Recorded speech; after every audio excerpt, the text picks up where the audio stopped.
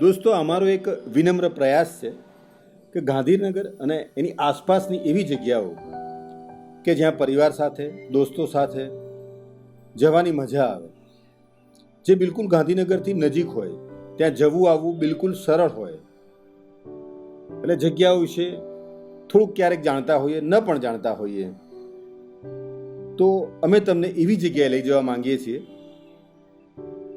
કે આપ ત્યાં જઈ અને એની મજા લઈ શકો.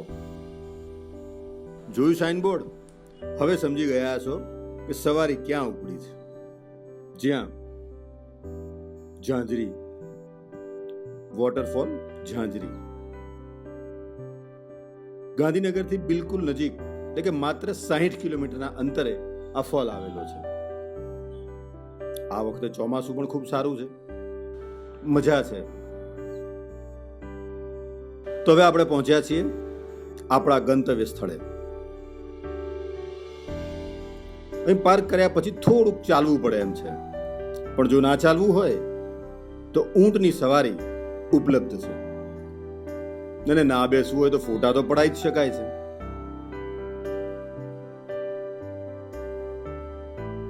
સાંકડો અને લીલોછમ રસ્તો, જતા આવતા પ્રવાસીઓ, મનગમતું પાત્ર હોય, નાનકડું એક બાળ હોય, કુદરતના ખોળે રમવાની આ મજા હોય.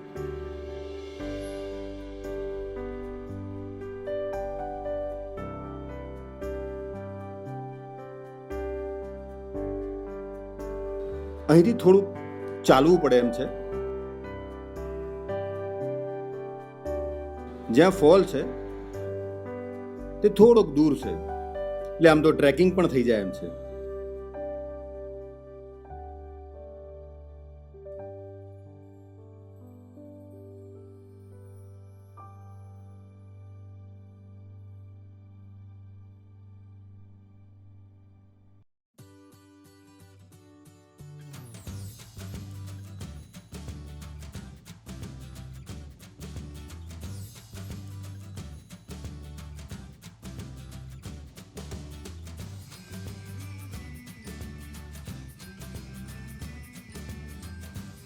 ફોટોશૂટ માટેની પણ બહુ સરસ જગ્યા છે.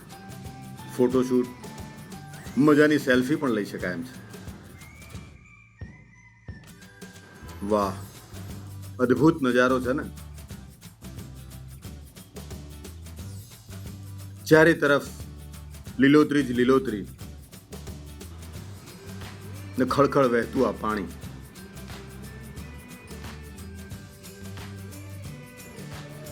વાંકો ચૂકો અને ઉબડખાબડ આ રસ્તો, થોડુંક ધ્યાન રાખવું પડે એવું પણ છે, થોડુંક લપસી જવાય એવો પણ છે.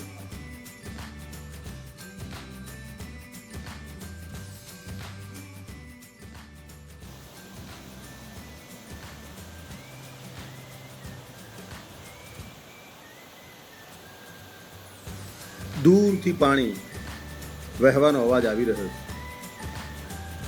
બસ પહોંચી જ ગયા.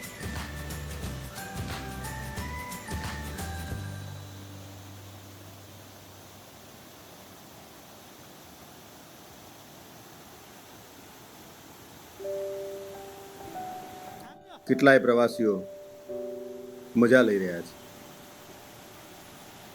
કોઈ પાણીમાં પલળી રહ્યા છે, કોઈ પાણી ઉછાળી રહ્યા છે, કોઈ દૂરથી ને માત્ર નીરખીને મજા લઈ રહ્યા છે. ચાલીને આવવાનો થાક જાણે અદ્રશ્ય થઈ ગયો. હા, એકદમ ઠંડુ પાણી.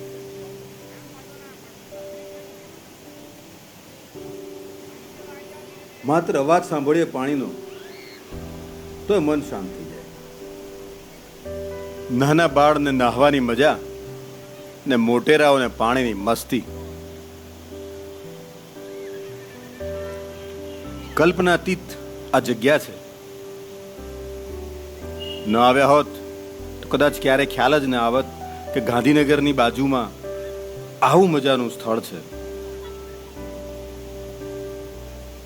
તમારે બધાએ પણ આવવા જેવું તો ખરું જ.